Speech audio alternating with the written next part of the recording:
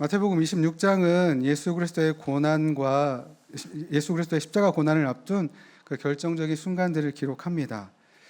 이 이야기는 예수님께서 6월절에 십자가에 못 박힐 것을 예고하시고 대제사장들과 장로들이 모여 그 예수님을 속임수로 잡아 죽일 음모를 꾸미는 것으로 시작을 합니다. 그럴 때 이때 베다니의 한 여인이 값비싼 향유를 예수님의 머리에 부어서 또 제자들에게 비난을 받게 되는 사건이 있습니다. 그때 예수님은 이를 자신의 장례를 예비한 일이라고 하시면서 복음이 전파되는 곳마다 이 여인의 행위를 전하라고 명하셨습니다. 그런데 이와 대조적으로 가룟 유다는 대제사장들에게 은 30을 받고 예수를 팔아 넘기기로 합니다. 예수님은 제자들과 마지막 유월절 식사를 하시면서 떡과 포도주로 성찬을 제정하시고 자신의 살과 피를 기념하라고 하셨고, 이 자리에서 예수님은 자신을 팔자가 가까이 있다라고 밝히셨고, 유다의 질문에 네가 말하였도다.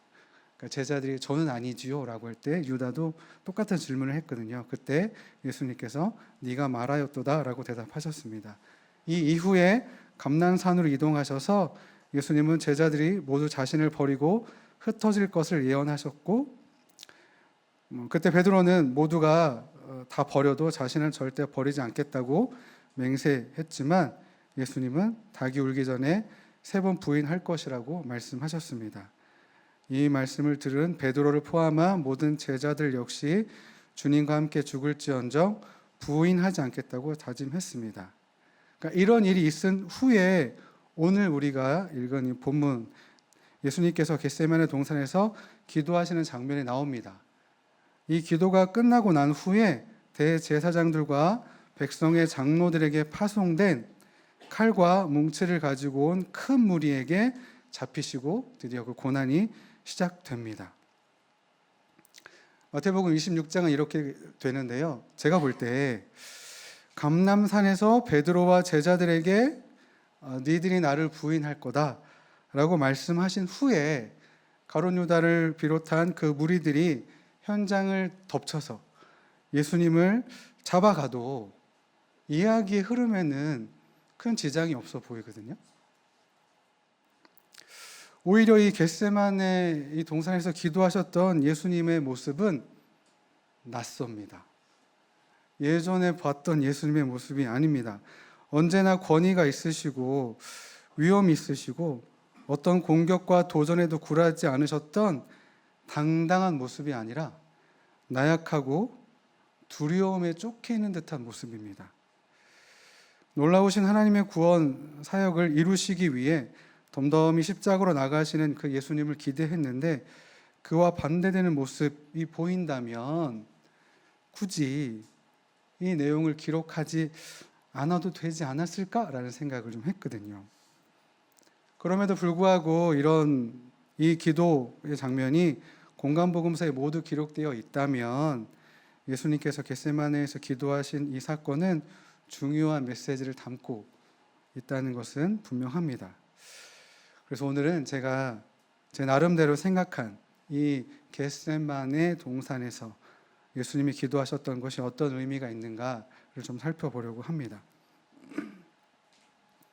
36절부터 38절을 보면 감람산에 도착하신 후 제자들에게 예수님께서 기도하시는 동안에 제자들에게는 어딘가에 앉아 있으라고 하시고 베드로와 야고보, 요한을 데리고 가시면서 이렇게 말씀하셨습니다. 고민하시고 슬퍼하시면서 내 마음이 매우 고민하여 죽게 되었으니 너희는 여기 머물러 나와 함께 깨어 있으라고 하셨습니다. 고민하고 슬퍼하셨다라는 것은 예수님께서 현재 느끼시는 감정과 정서 상태가 어떤지를 보여주고 있습니다. 고민하다라는 단어는 신체적, 감정적 고통, 슬픔, 곤란을 뜻합니다. 그리고 이 단어가 쓰인 이 어군은 언제 쓰이냐면 배고픔, 갈증, 더위, 추위, 병 이런 것 등에서 오는 신체적인 고통과 불행, 죽음, 위험, 상처, 모욕 등에서 오는 영적인, 정신적인 슬픔과 고통, 염려를 가리킵니다. 또 슬퍼하다라는 단어는 염려, 고뇌에 빠진 것, 매우 고통스럽고 당황스러운 상태를 의미합니다. 그러니까 다시 말해서 예수님이 느끼셨던 이 감정, 고통, 슬픔, 어려움은 우리가 느끼는 그것과 똑같다는 것입니다. 우리가 느끼는 두려움, 염려, 슬픔, 아픔, 위험 똑같이 느끼셨다는 겁니다. 그래서 그것이 너무나 커서 내 마음이 매우 고민하여 죽게 되었다라고 말씀하셨습니다. 죽을 정도로 깊은 슬픔을 의미합니다.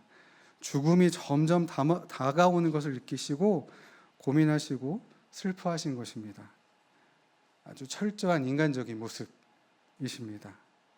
누가복음 22장 44절 병행 구절입니다. 같은 내용을 쓰고 있는 병행 구절에는 예수께서 힘쓰고 애써 더욱 간절히 기도하시니 땀이 땅에 떨어지는 핏방울 같이 되더라 라고 기록하고 있습니다. 예수님께서 느끼시는 긴장과 두려움의 정도가 어떤지를 알려주는 건데요.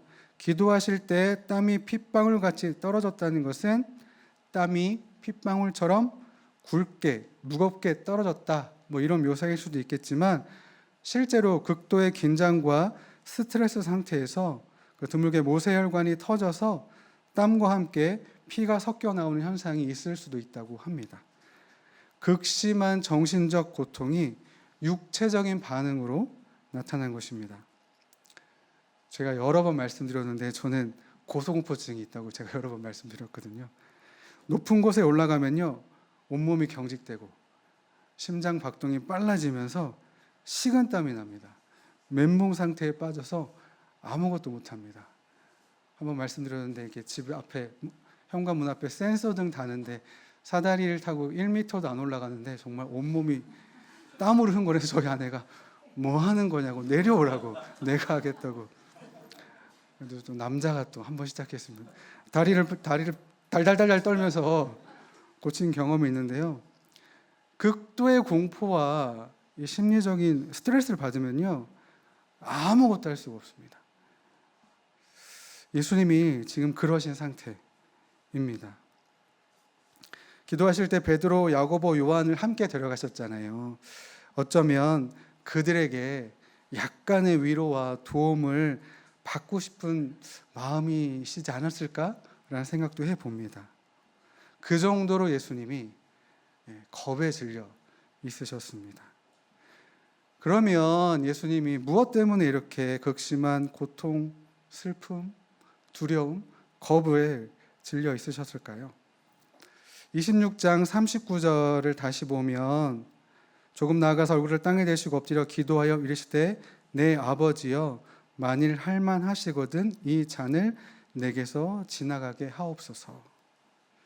예수님께서는 자신이 받으셔야 하는 잔 때문에 극심한 고통과 두려움, 슬픔을 느끼고 계셨던 것입니다. 그러면 예수님이 피하고 싶으셨던 이 잔은 무엇이겠습니까? 잔에는 여러 가지 해석이 있습니다. 먼저는 이 잔을 죽음으로 보기도 합니다. 죽음 그 자체로 본다는 것이죠. 그러니까 예수님은 그 죽음이 두려워서 그 죽음으로부터 살려달라고 기도하신 것이라고 보는 견해도 있습니다. 그런데 예수님은 이미 자신이 고난받고 죽으실 것을 여러 번 말씀하셨습니다. 여기까지 오신 길도 결국은 죽기 위해 오신 거거든요. 이 겟세마네 동산은 이전에 제자들과 자주 만나셨던 장소입니다. 가룟 유다도 이 장소를 알고 있겠죠. 그러면 본인을 잡으러 온다는 것도 알고 계셨겠죠. 그곳에 가신 건 잡힐 것을 아시면서도 가신 겁니다. 그러니까 죽을 것을 알면서도 죽기 위해서 그곳으로 가셨다고 볼 수 있습니다. 그러니까 잔을 죽음으로만 해석하는 것은 온전한 해석이 아니라고 할 수 있습니다. 그런데 잔은요, 또 구약에서는 하나님의 심판을 통한 또 고난을 의미하기도 합니다. 시편 75편 8절에 여호와의 손에 잔이 있어 술 거품이 일어나는도다. 속에 썩은 것이 가득한 그 잔을 하나님이 쏟아내시나니 실로 그 찌꺼기까지도 땅의 모든 악인이 기울여 마시리로다. 예레미야 25장 15장 17절에서도 이스라엘 하나님 여호와께서 이같이 내게 이르시되 너는 내 손에서 이 진노의 술잔을 받아가지고 내가 너를 보내는 바 그 모든 나라로 하여금 마시게 하라. 그들이 마시고 비틀거리며 미친 듯이 행동하리니 이는 내가 그들 중에 칼을 보냈기 때문이니라 하시기로 내가 여호와의 손에서 그 잔을 받아서 여호와께서 나를 보내신 바 그 모든 나라로 마시게 하되. 시편 말씀은 하나님의 심판이 악인에게 쏟아질 것을 표현한 것이고 예레미야를 통해서는 열방을 심판하실 것을 말씀하셨습니다. 그래서 예수님께서 이 잔을 내게서 지나가게 하옵소서라고 기도하신 것은 바로 그 심판과 진노의 잔을 피하게 해달라고 하신 것입니다. 예수님이 피하고 싶으셨던 잔은 죄인들을 대신해서 받아야 하는 심판과 진노의 잔이고 죽음 그 자체가 아니라 죽음과 심판에서 오는 메시아적 고통과 고난을 의미합니다. 예수님은 죄인을 위해서 대신해서 하나님의 진노를 받으시는 유일한 존재이므로 지금 예수님이 느끼시는 슬픔과 고통은 그 어떤 인간도 경험할 수 없는 것입니다. 예수님은 철저히 혼자서 고독한 가운데, 외로움 가운데 그 고통과 고난의 잔을 받으셔야 했습니다. 히브리서 5장 7절에 그는 육체에 계실 때에 자기를 죽음에서 능히 구원하실 이에게 심한 통곡과 눈물로 간구와 소원을 올렸고 라고 되어 있습니다. 얼마나 심한 통곡과 눈물, 얼마나 두려움 가운데 계셨는가를 톰 라이트라는 사람이요 이렇게 썼는데 조금 긴데 제가 한번 읽어드리겠습니다. 예수님은 마치 악몽을 꾸는 사람 같았다. 예수님은 그 잔을 마치 자기 눈앞에 있는 것처럼 보실 수 있었다. 그것은 1시간 전에 마지막 만찬 자리에서 강렬하고 흥분되는 분위기 속에서 예수님이 말씀하신 잔, 그들에게 마시라고 주신 그 잔이 아니었다. 이 잔은 바로 하나님의 진노의 잔이었다. 예수님은 마시고 싶지 않았다. 정말로 마시고 싶지 않았다. 이 시점에서 예수님은 다가오는 자신의 운명을 향해 담대하게 나아가는 영웅적 인물이 아니었다.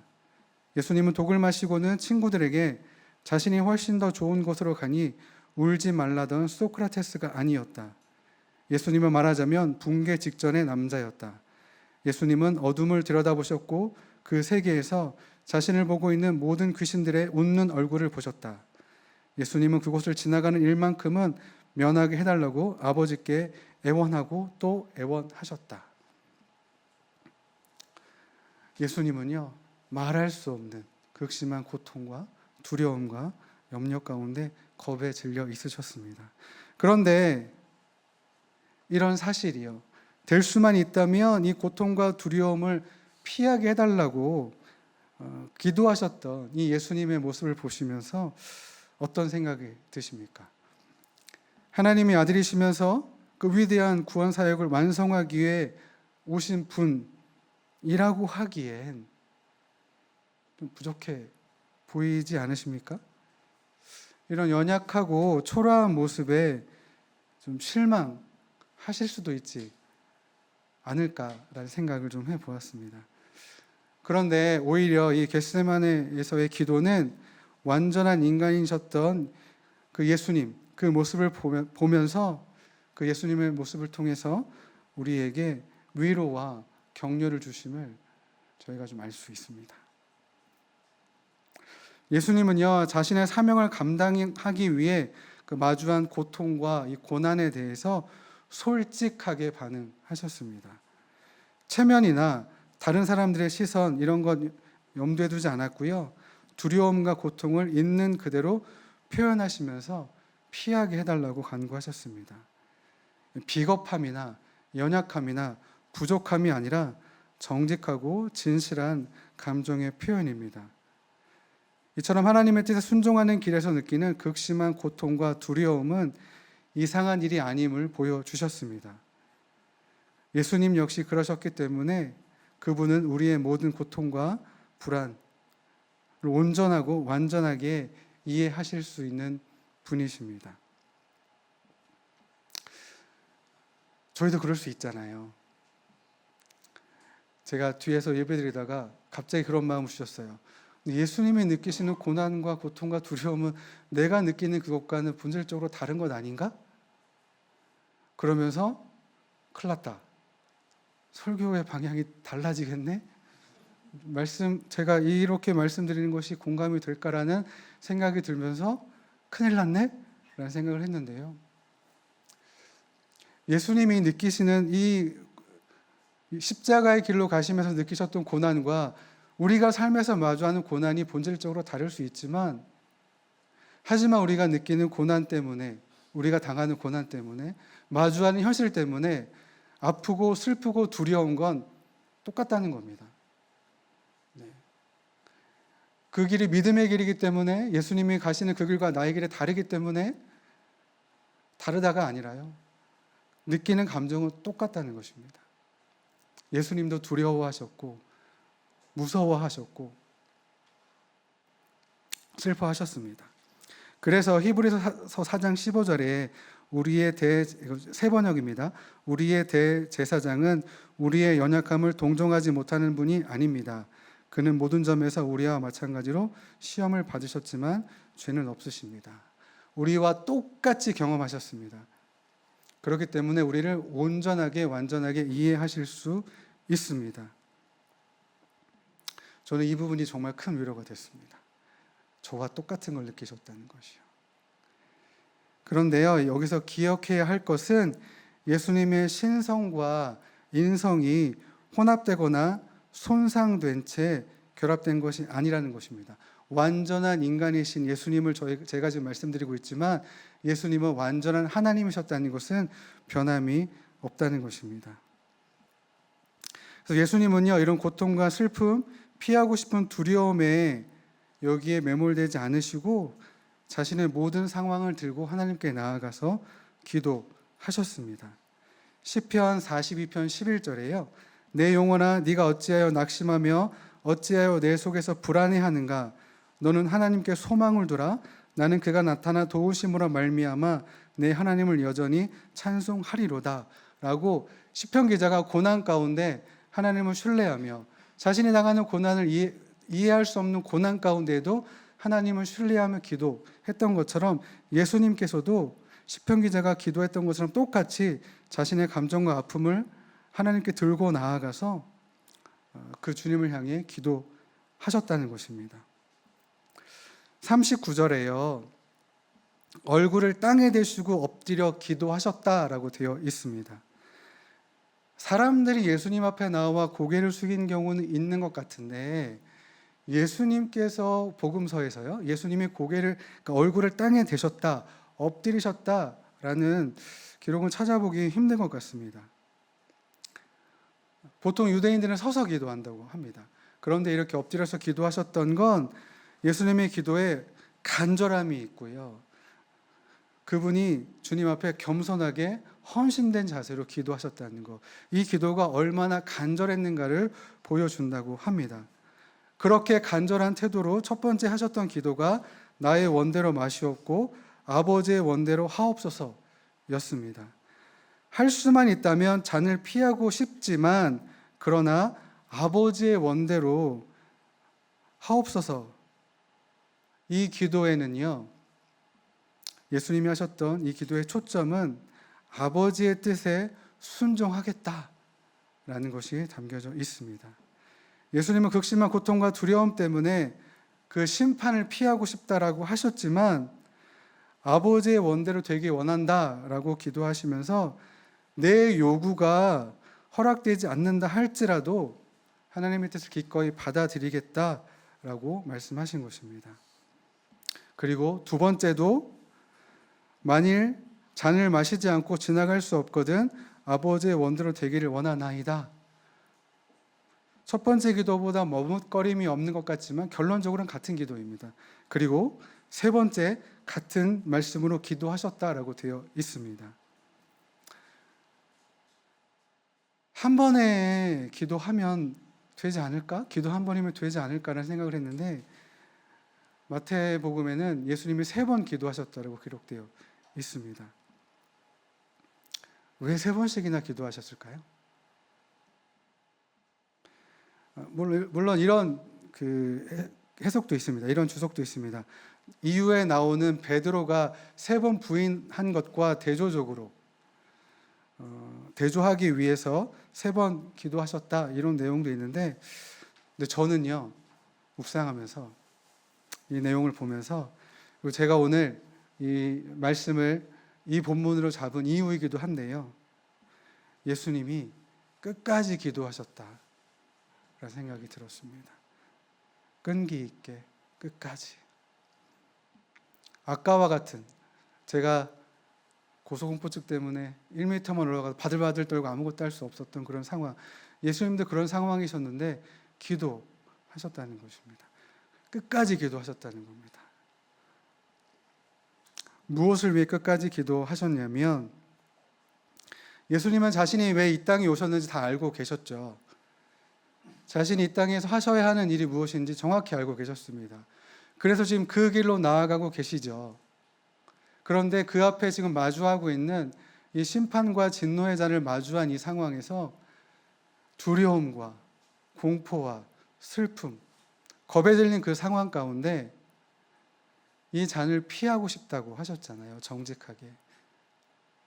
알지만, 내가 무엇을 해야 하는지 알고 계셨지만 이것을 마음으로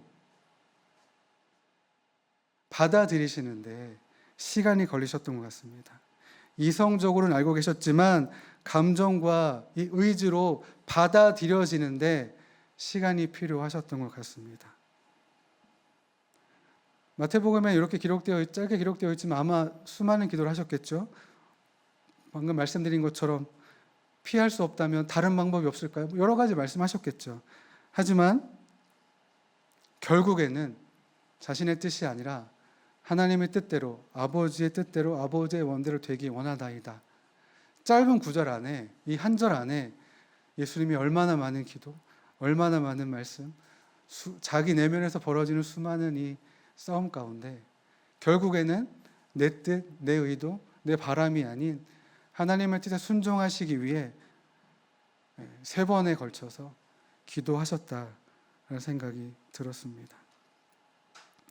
예수님은 하나님의 뜻 순종해야 함이 지적으로, 또 감정적으로, 의지적으로 동의가 되고 정리가 될 때까지 포기하지 않고 끈질기게 기도하셨던 것 같습니다. 그래서 이를 통해서요, 어떤 일을 이루셨냐면 로마서 5장 19절에 한 사람이 순종하지 아니함으로 많은 사람이 죄인이 된 것 같이 한 사람이 순종하심으로 많은 사람이 의인이 되리라. 고린도전서 15장 21절 22절에 사망이 한 사람으로 말미암았으니 죽은 자의 부활도 한 사람으로 말미암는도다. 아담 안에서 모든 사람이 죽은 것 같이 그리스도 안에서 모든 사람이 삶을 얻으리라. 에덴 동산에서 아담은 나의 뜻을 선택하여서 사망을 가져왔지만 이 겟세마네 동산에서 예수님은 아버지의 뜻을 선택하셔서 생명을 가져오셨습니다. 겟세마네는 첫 번째 아담의 실패를 마지막 아담이신 예수님께서 모든 것을 뒤집었고 인류를 향한 하나님의 구원 계획이 최종적으로 확증된 자리가 되게 하셨습니다. 예수님께서 3번 기도하신 건, 반복해서 기도하신 건 결국 나의 뜻, 그 두려움 가운데 피하고 싶었던 그것을 이제는 받아들이고 아버지 뜻에 순종하시기 위해 3번에 걸쳐서 반복적으로 기도하셨고 결국은 그 하나님 뜻에 온전히 순종하셨다라고 생각됩니다. 제자들은 그와 대조적으로 반대되는 모습을 보입니다. 예수님이 계속 나와 함께 깨어서 기도하라고 하셨지만 제자들은 그렇지 못하죠. 잠들어 있었습니다. 예수님이 제자들에게 기도하고 돌아오셔서 말씀하시고 기도하고 돌아오셔서 또 권면하셨던 것은 이제 곧 닥칠 그들이 마주할 시험을 이겨내기 위해서는 지금 예수님이 기도하시는 것처럼 이 제자들도 깨어서 기도하지 않으면 그들이 곧 마주할, 첫 번째로는 예수님을 부인하라는 그 시험을 이길 수 없기 때문에, 그것을 이겨낼 만큼 이들이 강하지 않았기 때문에, 말로는 내가 주와 함께 죽겠습니다, 예수님을 버리지 않겠습니다라고 했지만 곧 닥칠 그 믿음의 시련을 이들이 이겨낼 수 없기 때문에 예수님을 계속 깨어서 기도하라고 말씀하신 것이죠. 예수님도 그 뜻에 순종하시기 위해서 그렇게 계속 기도하셨는데 하물며 제자들은 어떻게 해야 했겠습니까? 하지만 제자들은 계속 잠들어 있었고 기도하지 못했고 깨어있지 못했습니다. 그들은요, 처음에 그들에게 오는 그 시험에 실패하고 맙니다. 예수님은요, 대충 기도하지 않으셨습니다. 막연하게 기도하지 않으셨습니다. 이미 본인이 해야 할 것, 하셔야 할 것을 알고 계시면서도 그 길이 두렵고 어렵고 힘들고 겁나는 길인 것을 아시면서도 불구하고 또 예수님은 자신이 선택하실 수 있으셨지만 다른 길을 선택하실 수도 있으셨지만 결국에는 끝까지 기도하심으로 하나님의 뜻에 온전히 순종하셨습니다. 그렇게까지 순종하실 수 있을 때까지 지정의로 동의가 될 때까지 기도하셨습니다. 그리고 결국은 자신의 삶을 통해 하나님의 뜻이 이루어지도록 하셨습니다. 이 기도가 필요했던 이유는 이 장면이 제가 아까 처음 말씀드렸던 것처럼 굳이 빠져도 될 것 같은 이 장면, 예수님의 나약하고 뭔가 연약해 보이는 모습을 드러내는 이 본문이 굳이 들어가야 했던 것은 예수님도 그 길이 쉽지 않으셨지만 끝까지 기도하심으로 주 앞에 순종하실 수 있었던 것처럼, 그렇다면 우리도 그렇게 기도해야 하는 것이 마땅하지 않는가? 얼마나 기도하십니까? 언제까지 기도하십니까? 무엇을 위해 기도하십니까? 오늘도 기도하기 오셨잖아요. 이 자리에. 여러 가지 삶의 문제를 들고 오지 않으셨습니까? 여러 가지 해결해야 될 문제를 들고 오지 않으셨어요? 여러 가지 주 앞에 간구하고 싶은 문제를 들고 오지 않으셨어요? 그런데 혹시 그것을 관철시키기 위해 오셨습니까? 하나님 앞에 떼쓰시기 위해 오시지 않으셨습니까? 그러시지 말라는 게 아니라요. 그러셔야 합니다. 정직하게 기도하셔야 합니다. 네, 필요하면 필요하다고. 네, 무언가 해달라고 다 기도하셔야 돼요. 정직하게. 하지만 그 기도 가운데 하나님의 뜻이 무엇인지 분별하셔야 하고요. 주님의 뜻을 발견하려고 하시는 마음이 있으셔야 하고요. 그리고 말씀하셨다면 그 하나님의 뜻이 무엇인지 보여주셨다면 그 뜻에 순종하셔야 합니다. 그 씨름하는 과정이 필요하시겠지만 결국에는 그 주의 뜻이 나의 삶에 이루어지게끔 예수님도 그렇게 하셨습니다. 그렇다면 우리도 그렇게 해야 합니다.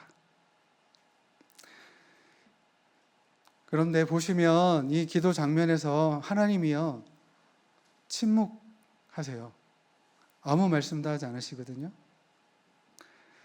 하나님의 침묵이 하나님의 부재를 뜻하진 않습니다. 오히려 이 침묵을 통해서 하나님의 사랑을 볼 수 있고요. 자신의 자녀가 사랑하는 아들이 그렇게 몸부림치면서 본인의 뜻에, 그 뜻에 함께 하고자 하는 그 모습을 보시면서 아마 더 마음이 아프셨을 거고요. 그 예수님의 모습을 보시면서 하나님이 가슴이 찢어지는 듯한 모습으로 바라보셨을 것 같습니다. 하지만 그 상황에 아무것도 하실 수 없었고 그 상황은 온전히 오롯이 예수님이 견뎌내시고 이겨내시고 결정하셔야 하는 상황이었습니다. 침묵이 응답이셨습니다. 우리도 그럴 수 있잖아요. 하나님이 침묵하실 수 있죠. 하지만 그 침묵이 때로는 응답일 수 있습니다. 무관심이 아니라요. 그럴 수밖에 없는 상황이시기 때문에 침묵하실 수 있습니다. 이것은 두 분의 친밀함 가운데 가능했다라고 생각이 됩니다. 예수님은 아버지와의 친밀한 관계 속에서 자신에게 주어진 그 부르심, 그 고난의 길을 선택하실 수 있으셨고요. 하나님은 침묵하심으로 말미암아 자신의 아들을 향한 사랑과 신뢰를 보여주셨습니다. 두 분의 친밀한 가운데 가능했던 모습들입니다. 네, 말씀을 좀 정리하겠습니다.